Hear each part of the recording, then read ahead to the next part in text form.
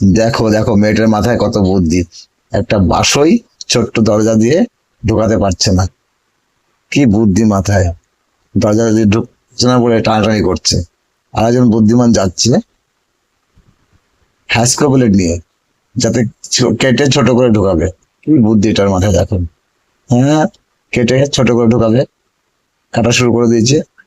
আর ওকে বোঝাচ্ছে যে এইভাবে কেটে ছোট করে ঢোকাতে হবে।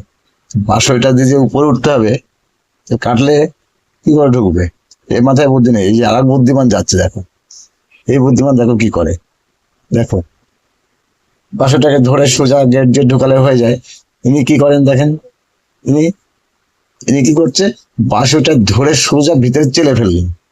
এটাও একটা ঢোকার উপায়, ঠিকই আছে, কিন্তু রিক্স, রিক্স এটা, তাই না? দেখো আরেকজন হা করে দেখছে কি করলো।